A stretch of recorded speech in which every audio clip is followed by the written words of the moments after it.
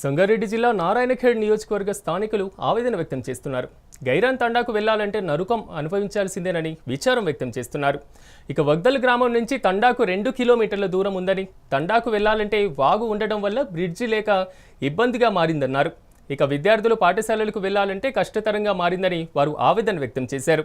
గిరిజనులు అత్యవసర సమయాల్లో ఆసుపత్రులకు వెళ్లలేక ప్రాణాలు కోల్పోయారని ఆవేదన వ్యక్తం చేశారు. ఉన్నతాధికారులు స్పందించి తండా రోడ్డు సమస్య పరిష్కరించాలని కోరుతున్నారు. కొంతమంది అధికారులు లేదు, ఇక్కడున్న రాజకీయ నాయకులు సిగ్గు శరం లేకుండా తిరుగుతున్నారు.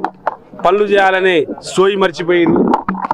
ఓట్లు వేయించుకుంటారు, పనులు చేయడం మానేస్తారు.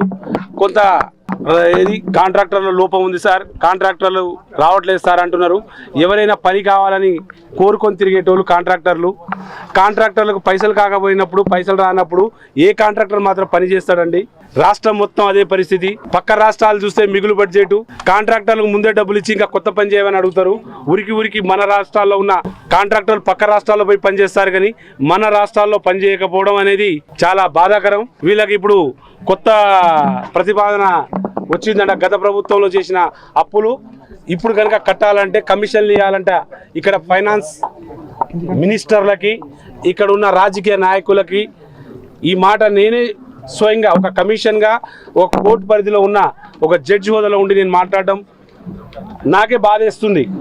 నేను కొన్ని పేపర్లు పంపిస్తే చాలా గరీబ్ బిడ్డలు, ఎస్టీ బిడ్డలు కూడా కాంట్రాక్టర్లు ఉండడం, ఆ కాంట్రాక్టర్లకు పనులు కావట్లేవు. కొంతమంది సర్పంచులు కంప్లైంట్లు వేయడం, కొంతమంది గరీబోళ్ళు కూడా కంప్లైంట్లు వేయడం, సార్ మాకు బిల్లులు రావట్లేవు, సకాలంలో మేము అప్పుల పాలై ఊరేసుకునే పరిస్థితి వచ్చింది సార్ అని చెప్పి పంపిస్తే, ఇవాళ కూడా వాళ్ళకు కూడా ఈడ చెప్పడం వింటారు, కానీ అవతల పోయి కమిషన్లు అడుగుతుర్రంట. 15%, 20%.